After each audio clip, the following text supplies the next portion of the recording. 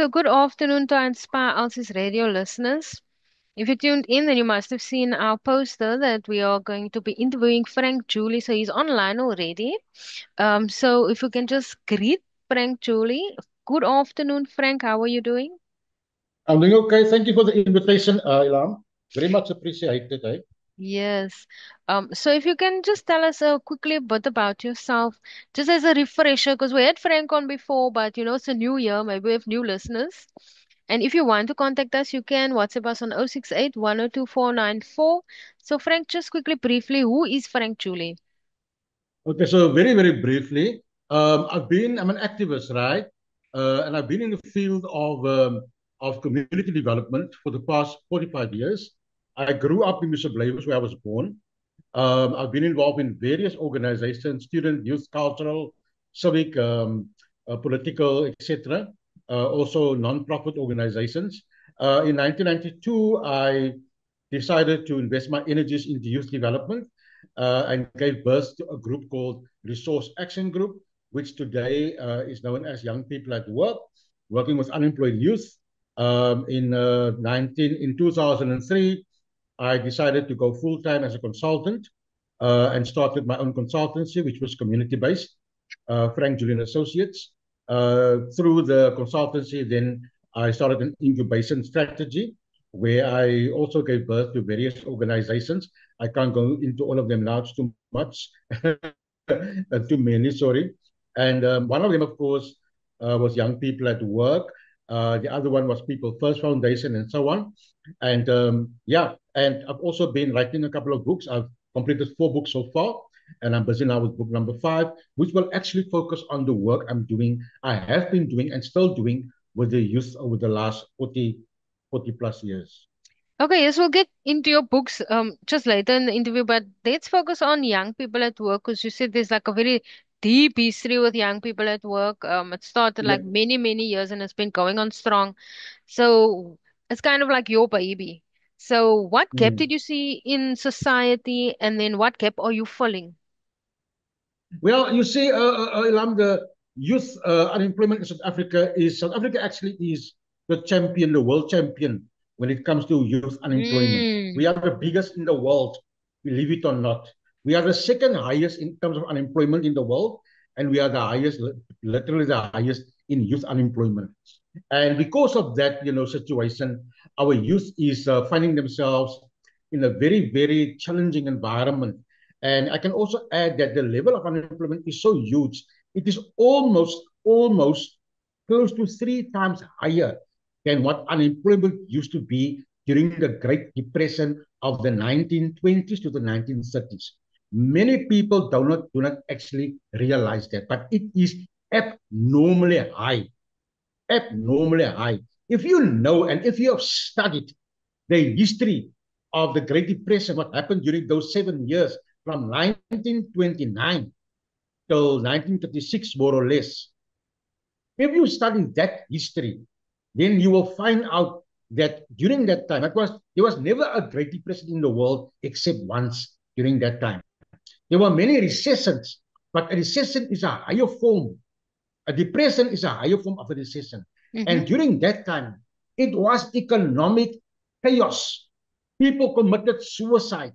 People lost their jobs. People went hungry. People stood in food queues all over the world, in the Western world, yeah? And in the Western world, and it was extremely bad. The world has never experienced something like that again. Now, at that time, the unemployment rate was 24.9%. The highest was calculated at 24.9. In South Africa, the youth is already over 60% unemployment. And it has been like that for many years, for decades. It has not come down, you know, much. It has been in the range of between 55 to 60% for many years, which means our youth is literally experiencing 2 to 3 Great Depressions every single day. That Oh. is not normal. It is abnormal. If you want to know why people go to TikTok, if you want to know why they go to drug abuse, why they go to gangsterism, if you want to know why they go to teenage pregnancies, if you want to know why they are not coping, that is the reason, because What people experienced in the world many years ago, a Great Depression, we are going through it every single day for the past few decades. And we expect our youth to be normal. You cannot be normal. It's abnormal. And Mm. that's why people are so challenged currently, because this thing is treated as if this is a normal situation. Government is treating it as a normal. We have the ANC Youth League now very recently, about a week ago, who said they must declare this youth unemployment a national disaster. After 30 years, they realize it's a disaster. After 30 years of governing the country.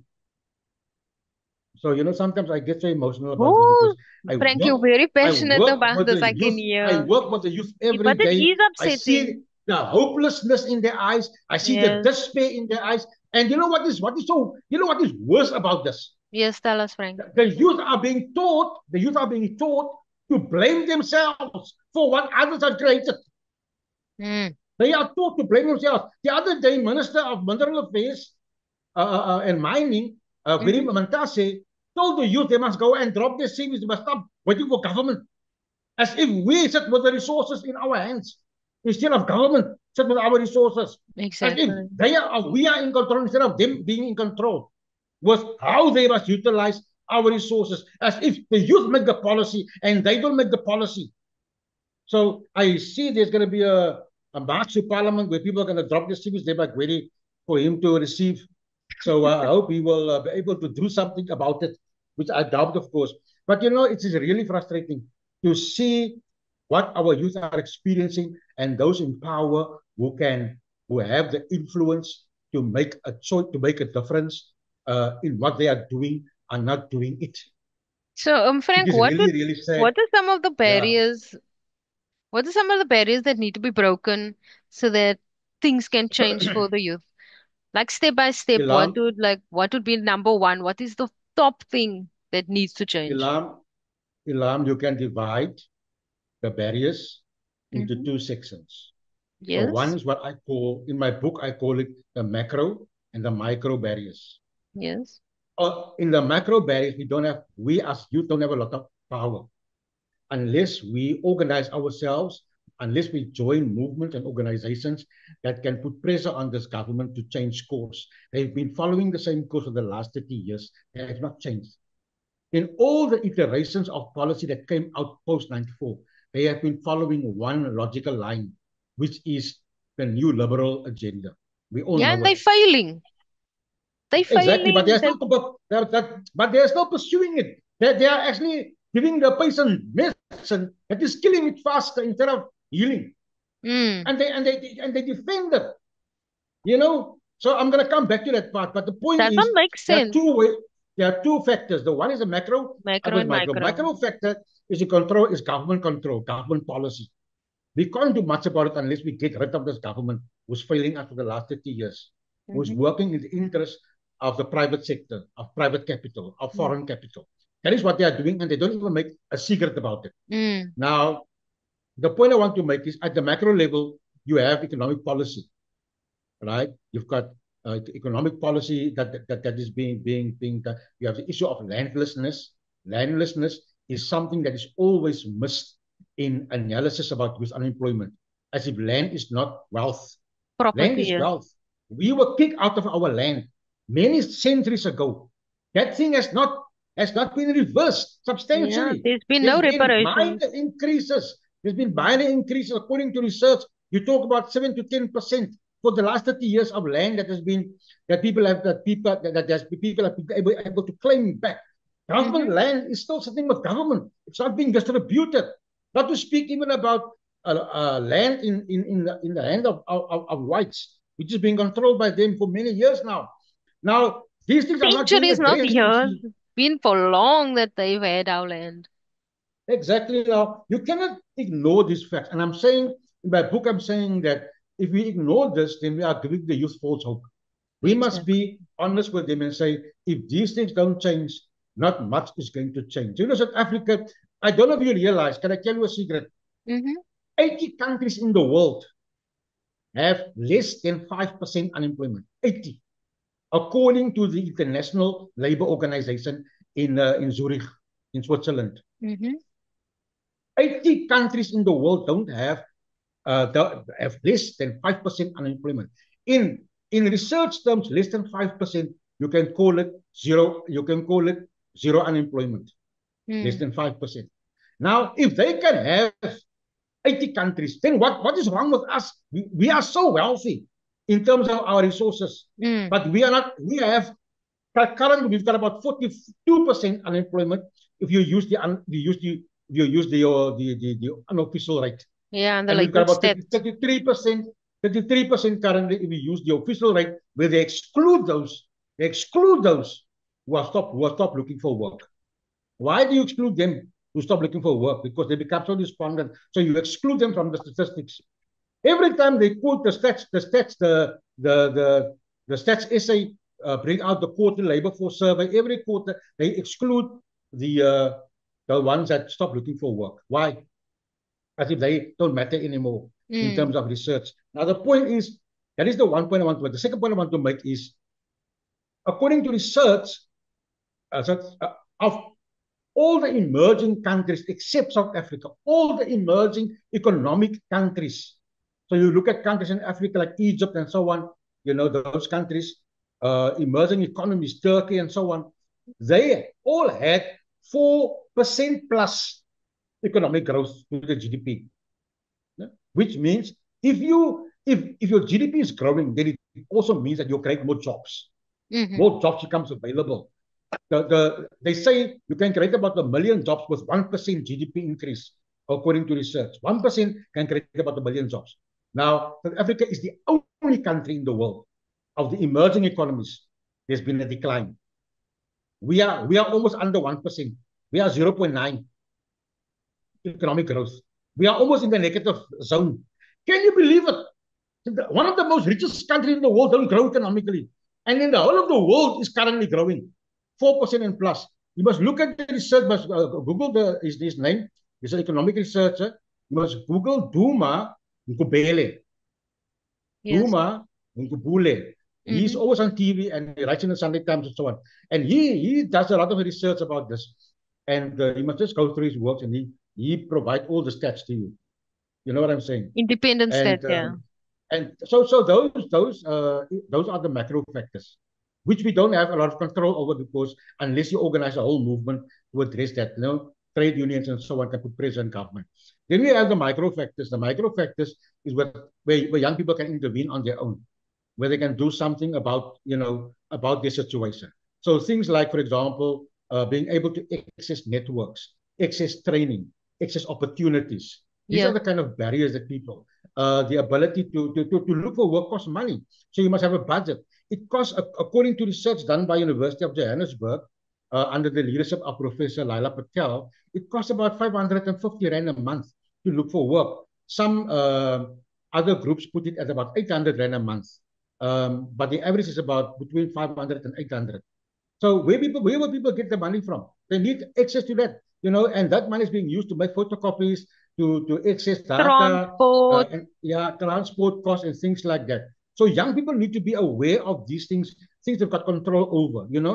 So I recently wrote a little pamphlet on Facebook, which we shared, where we gave people advice about what they can do. So these are the micro factors that people can pay attention to in order to change their situation.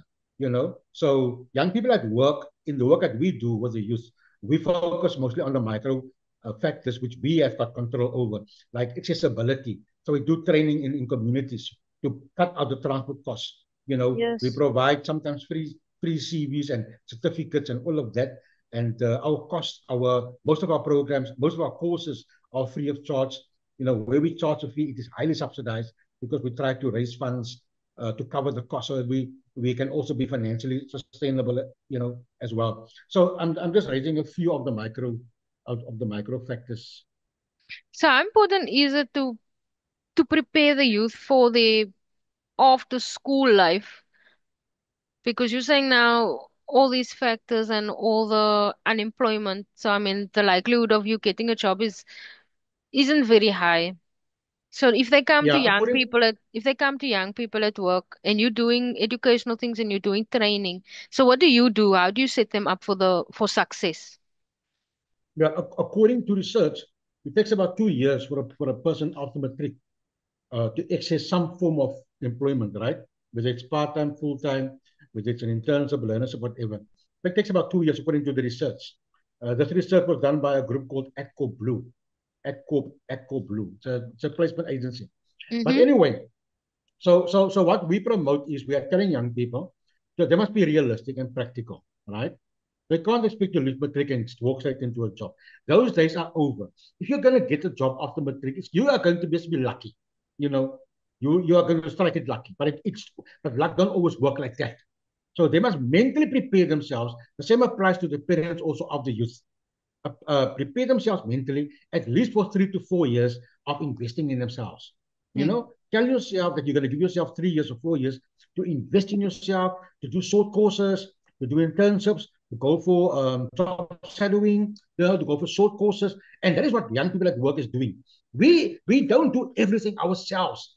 We have a core set of courses we offer, but what we don't offer, we have partners offering it so that we don't duplicate, we cooperate. Mm. We do research, we find out who's doing what. The TVET colleges, College of Cape Town, Amy Foundation, there's a host of them, Zoso Foundation, there's a host of these institutions providing excellent courses at sometimes for free, sometimes very highly affordable. And then our job is to link the youth to these opportunities. So that is why we've got a very strong social media platform, whereby because we know a lot of youth, they are actually active on social media platforms. That is Yeah, a new tool. WhatsApp, all They those don't social buy media, yeah. newspapers and things like that. Mm. Today it's social media. So what we do, we built up our social media presence and platforms over the last few years, and currently we've got about 125,000 followers, as well as partners on our platforms who share our stuff with with young people. So we play a big role in terms of connecting the youth, connecting them to the opportunity, and we literally work 24/7. There's no time that we say, we are busy, we can't Mm. answer your call or your message, or we get messages like throughout the day, 24/7. And young people can always, rely on us that we will come back to them. Yes. If we come back to you now, we'll come back to you later, but you will get the response. Mm-hmm. And over the years, if you look at our page, we always market it on our page. We've got a huge network all over the Western Cape, and we are branching out also now to other parts of the country in terms of what is available, because we get a lot of people following us from outside of Cape Town. And that is also why we are putting a lot of our stuff now on online training. So people in Joburg, Durban, George, East London, all over Kimberley can also access, our online courses, which is very affordable. In many cases, it's free of charge. Mm. So that is the role that we play, Ilan. Yes. So we're talking with Frank Julie about young people at work and all the issues that we have in South Africa. So I want to get into private sector because you were saying earlier about how government is more partnering with private sector and caring about their interests instead of investing and caring about the citizens of the country's best interest. So what advice would you give organizations, especially private organizations, that want to better integrate and support young people? Because as much pressure as you're putting on government, there should also be accountability for private sector because if we know what is going on, and like what is going on, so how do we also change that narrative? So then obviously then policies need to be put in place that private sector has to be either has to be taxed more or has to take on more youth into the companies. Like what is also your gripe in that sector with Yeah, no, private listen, I sector? agree. I agree. You actually answer your own question. I agree totally with you that the thing about quotas, like people, got quotas in so many other things. They must get a quota and say, listen, your company, you are going to have maybe say 100 young people this year to be job shadowed in a certain department of your company. Whether you like it or not, you'll be job shadowed. Government can provide tax incentives, government can provide tax discounts, whatever, but it must become a policy that they must house so many people. And that is one way of looking at it. that the government put pressure on these companies. But you know what, Ilham, it must also start with government itself. Have you ever seen government departments offering job sharing opportunities, offering they're offering internships sometimes, and they're offering learnership. But I'm talking about job shadowing. You know how Yeah, it we are feels more struggling like with young they're people. gatekeepers instead of being the Yes, that is like my they point. want to be That is like my point. the security guard of the Yes, money. And instead of yes, letting the money flow to the citizens so that everybody can be uplifted and everybody can live like a decent life, it's so like they're yes. trying to block the money from But getting that to is the the point. people. And so now That is my the thing point. is we talking about policy, but like we talking about how policy needs to be put in place, but how do we actually get it from talking about Exactly. it to it actually being implemented? How can the youth get the policy through Ilham, that we're you talking cannot, about? yeah, you cannot do that unless the youth are organized. You Mm. cannot. You cannot speak with an individual voice. They will never listen to you. If the youth, even that thing that Matasha spoke about now, the series, if there Yes. was an organized structure, he would never open his mouth like that because he would know Mm. that the next day there will be fire. People Mm. will put fire on him. But he can do that because he knows they're not organized. And he knows that the ANC Youth League, who's the ones now putting pressure on him, they are under his wing. They can be controlled, they can be contained because they're all part of the same family. They can just tell them to keep Oh, shut to shut up. That's what I'm saying. So the youth must be organized and mobilized. And that is one of the problems we face. Society has become too fragmented.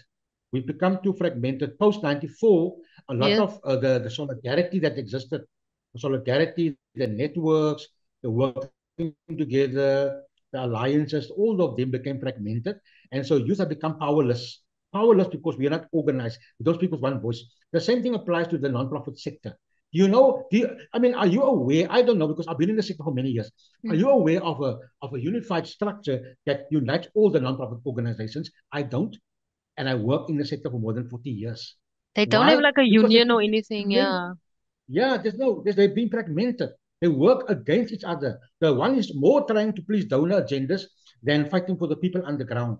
The one is more trying to please government agenda and becoming an extension of government instead of an extension of the people in the community. That is the problem. So that is part of the challenge. We are not unified. We don't speak with Mm. one voice. And if we can become organized, speak with one voice, then we can get so much more out of this those who are in control. So that is part of our challenge. And That then the is other thing I want a to mention very also about important the point. I private think sector, that is the most they get important point is unity. they get these companies sometimes they get subsidies. There's something called I don't know if you know something called the jobs fund. They spend millions, millions, millions, hundreds of millions on the jobs fund. You know, but you know what companies do?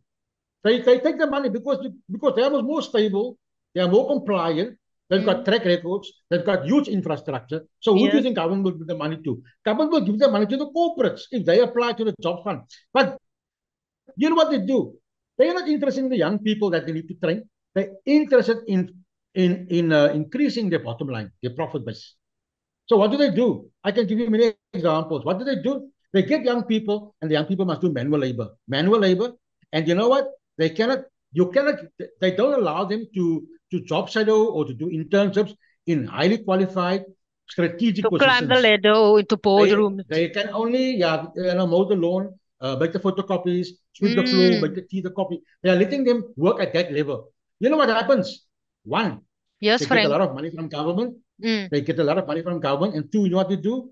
They get a lot of money from government, from the jobs fund. And you know what they do? They don't pay these people proper salaries, so they save on the salary bill. They save on the salary bill. So whereas they would have employed full-time people, they've got interns now who do the work of the full-time people. So they Yes, cut the salary corruption at bill. every level, So Frank. It's yes, like so what corruption they is do, they because they you're cut robbing this us of you're robbing us of our exactly. opportunity Say say and that our say their salary potential, bill, say their salary bill used to be 200,000 a month. right? Now the salary bill because of the interns, the salary bill is 100,000. They cut the salary bill in 50%. But what they do, they also get the money from government for the youth that they are employing in internships and in learnerships.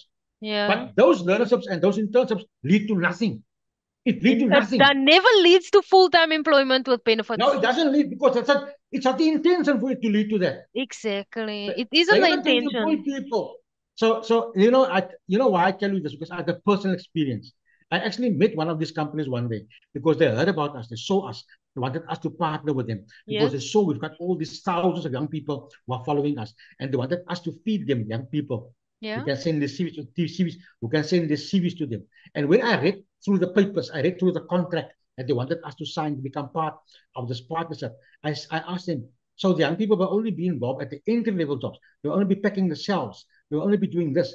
And they said, yes, it's Never not for management. bookkeepers, Aye, not but for bookkeepers, it's not for so what I'm accountants, it's hearing, not for Frank, is that management. really at the top, the people that are making the decisions and that like really is the gatekeepers of our lives, it needs to be replaced. Yes, They no, need to be definitely. replaced. And government must put pressure on them, you know.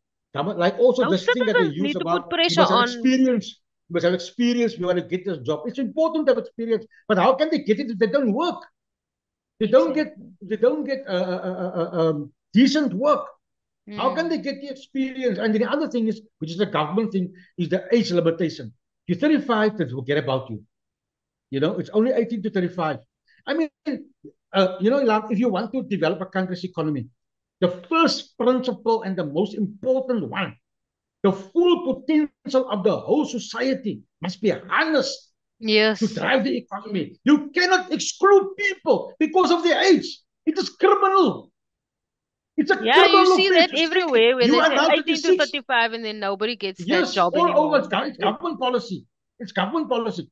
It's criminal because if a person just made 36, you are telling them they cannot empower themselves anymore. They cannot access government opportunity anymore. They cannot access experience anymore. You are telling them that they must just go die. Die where? I mean, who in his right mind can make a policy like that? Sometimes the people 35 and beyond are more enthusiastic, are Mm. more willing to sacrifice because they are more stable, because Mm. they've got more experience in life.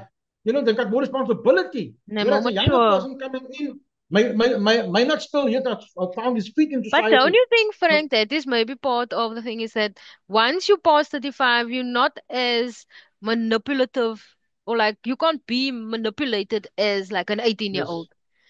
yes, Like no, at that 35, is you true. if you're in a boardroom meeting, then you would question policies. An 18-year-old that just stepped out of high school is going into a boardroom. He's not gonna know or she's not gonna know how to handle that situation. And that is maybe No, also true. why they want you to cut you off at that age because they can't manipulate you anymore. No, no, I agree with you totally. The fact of the matter is there should not be any restriction. I mean, we have people coming to our classes, our courses. They are in the 40s, they are in the 50s, and they are so enthusiastic. They start businesses afterwards, you know. They launch their own Yeah. enterprises, you know. They get involved in so many things. Can you imagine that society is closing the door on these people? What you must be sick in your mind to even conceive that you can cut people out of society and say you cannot become any more economically active anymore. You must go Frank, home, Frank, you look must after your run for children. president. Maybe don't you want to run for president? I'm so angry about these things, man. We're Because running out of time, Frank. I meet these people every day in my life, and I can Yes, see the hopelessness, the in the despair. eyes, You yes. know, they when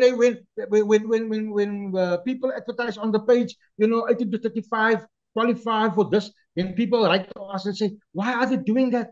I would love to Yeah. do it. So, you know, young people at work, we've got no age restriction. Our Yes. oldest person that came to our course was 84 years old. Ah, very good, very good. Okay, we only have Yes, six yes. minutes left, so our last question. Uh, Just looking at what changes do you think is necessary? Okay, we kind of covered that in, but like for a young person, okay, let's include everybody because now your thing says young people at work, and one I did speak to somebody and they asked like, is there an age restriction to your company? And now you just answered no, that question also. no, we But know. how can we get change? I know you can't expect immediate change because there's too many people in government that work together and they all stick together. But what can we do? Like you were talking about unity earlier. What can we do with Mm, the youth now? Like to prepare them for a better future? Because you're saying anything without unity will be useless because one person saying something is not going to change anything because it's almost like it's us against them. So they have their whole Yes, crew with them and they have their whole team with them and they are like maybe yes. like how much when they go to their meetings every year they like Uh, in their thousands and here you like from Elsie's River at the radio station one person like how you can't go up against like such a big yes. organization. So what can we do now to change the narrative in like 10 years time for the youth that is matriculated now, got the results yesterday? I want to reiterate, Ilan, I want to re-emphasize. Let's be honest with the youth. Let's be honest with them. Let us not try and score easy victories. Let us not be deceptive. Let us tell them the truth. In as much as we young people at work would love to help you, access work, access employment, access opportunities, there's also a bigger picture of, of a government, of a corporate sector, that it's not in their interest for you to work. They want to maintain this army of unemployed so that they can depress wages, they can depress salaries, they can pay you as little because they will know there's an army waiting to be employed, and they can set you off against each other so that you rather fight against yourself than fight with the ones who maintain the status quo, who maintain the system. So let's be honest with the youth and tell them what are the realities that facing Yeah. you. At the same time, let's also focus on the micro factors of empowering them. But as we empower young people, let us also empower them and also heighten, also increase their political awareness. In the 1980s, this was very important for us, right? In the 1980s, to create that awareness, to tell the youth that their problems are not because of themselves individually. It's not because they have failed individually. It's because society has failed them. And therefore, they mustn't blame themselves and become depressed, and isolate themselves from each other and compete amongst each other. That is what society wants us to do, to compete, fight for a job. If you can't get in, if I can't get in, you can't get in either into the job. So we need to break down those values. We've got a youth business network. In our youth business network, we try to empower young people to create their own jobs, to create their own employment, But what we do, we don't promote this thing about where entrepreneurship is becoming individual matter. You want to do better than the other one. We work as a collective. You do that, I do this. We cooperate, we collaborate. Mm. We share resources, we share networks. That is what we try to promote. And so we are working more as a cooperative than as individual businesses. If you look at the Somalians, you look at the Ethiopians and how they're successful, how they're running successful businesses, you will see the key point about their success, they work as cooperatives. They You work know, I live in together. a street. I live in a street. Almost every single evening, I see trucks parked here in our road where Somalians live. They meet all the time. They don't work as individual entities. They work as collectives. So that is the other thing I want to raise. We must get young people to work as collectives. We must take hands, build networks. We must find out who's doing what and not duplicate. Let's collaborate. Let's invite each other to our spaces. Let's invite people to our spaces and see what is working and what is not working. Last year, we hosted what we call a youth employment summit. We said to the people working with the youth, it was here in Fort Road, here by the University of Western Cape. And we said to them, listen, let's come together. Let's see who's doing what. And we shared the work that we were doing. And we created the WhatsApp group. And then that platform now we are sharing who's doing what. So we don't duplicate again, but we can reach out and we can Mm. inform each other in advance what is going to happen so that they can also invite their beneficiaries to the work that we do. So I Thank think you I so will stop much, there. Frank. We have less than a minute. If just you can let us know how people can contact you. Okay, so we've got a Facebook page. They can Google us on our Facebook page. It's called Young People, not Young People at Work. The Facebook didn't allow us to use the @ sign, so it's only Young People. But it's a girl and a boy with a laptop, back to back, with a sun rays in the background, and then they can also contact us via WhatsApp. Our operations office, 073 820 1534. Thank you so much for